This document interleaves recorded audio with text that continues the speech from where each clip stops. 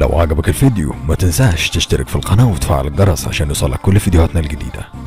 صل على الرسول. اللهم صل على سيدنا محمد.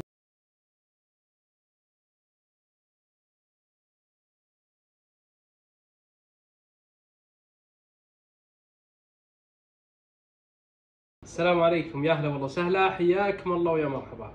اليوم وصفتنا من المطبخ الاماراتي، الكباب. الكباب هو فطير مثل المصابيب عندنا، فيه نكهة الهيل والزعفران. طريقته جدا سهلة والاكيد انه لذيذ جدا. تابعوا معنا التفاصيل.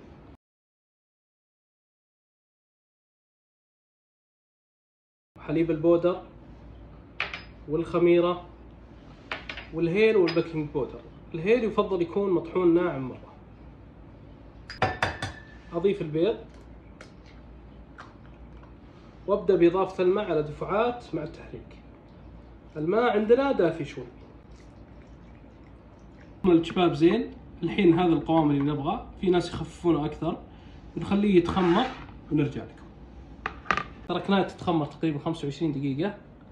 الحين بنحرك، نطلع الهواء قبل ما نبدأ نصب الكباب.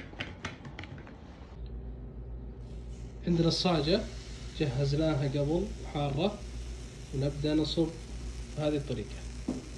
عاد الحجم تختارون الحجم اللي تبغون. بعد ما تنشف معنا بالطريقة هذه ندهنها بسمن، بعدين نقلبها.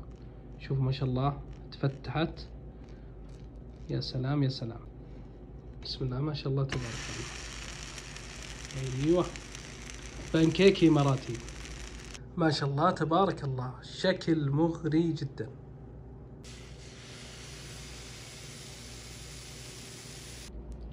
ربع الكمية تقريبا حطيت فيها بودرة الشمر، حبة الشمر والحبة الحلوة. ربع الكمية تقريبا حطيت فيها بودرة الشمر، حبة الشمر والحبة الحلوة.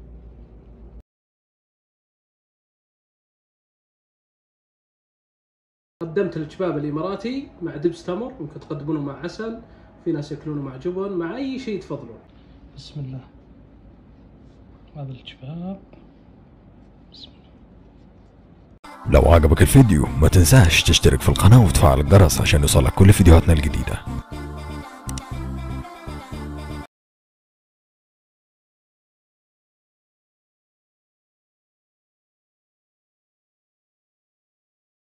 لو عجبك الفيديو ما تنساش تشترك في القناة وتفعل الجرس عشان يوصلك كل فيديوهاتنا الجديدة. صل على الرسول. اللهم صل على سيدنا محمد.